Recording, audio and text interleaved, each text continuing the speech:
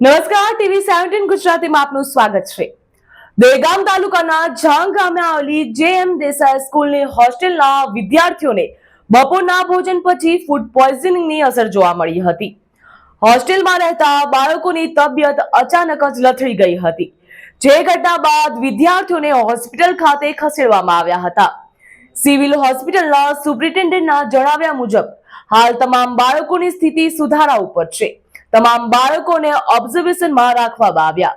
બપોરનું ભોજન જમ્યા પછી હોસ્ટેલમાં રહીને અભ્યાસ કરતા હતા વિદ્યાર્થીઓને ફૂડ પોઈઝનિંગની અસર થતા તેમની તબિયત અચાનક જ લથડી ગઈ હતી।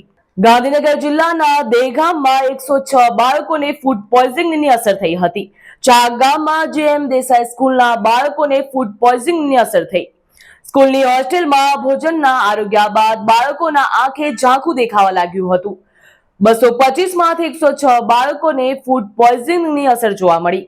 આ તમામ બાળકોમાંથી 12 બાળકોને અસર વધુ હોવાથી સારવાર માટે તેમને ગાંધીનગરની સિવિલ હોસ્પિટલ ખાતે લાવવામાં આવ્યા। દહેગામના ઝાંગ ગામમાં JM દેસાઈ સ્કૂલના 106 બાળકોને હોસ્ટેલમાં જમ્યા બાદ ફૂડ પોઈઝનિંગ થયું હતું। હોસ્પિટલમાં બાળકોના સેમ્પલિંગની કામગીરી પણ કરવામાં આવી હતી। બાળકોએ પેટમાં દુખાવો, આંખે ઝાંખું દેખાવું તેવી ફરિયાદ કરી હતી। સિવિલ હોસ્પિટલના ડોક્ટરોએ બાળકોને તપાસ્યા હતા, ત્યારબાદ તેમને સારવાર આપીને ઓબ્ઝર્વેશનમાં પણ રાખ્યા હતા।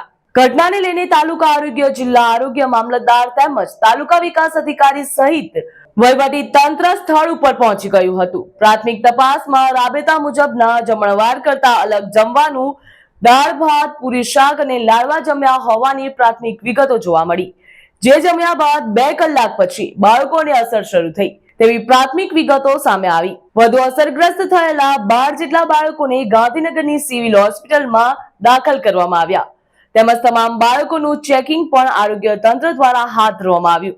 શાળાના સંચાલકો દ્વારા આ મામલે કોઈ પણ પ્રતિક્રિયા આપવામાં આવી નથી। હાલ સમાચારમાં બસ આટલું જ। વધુ માહિતી અને સમાચાર માટે આપ જોતા રહો TV17 ગુજરાતી।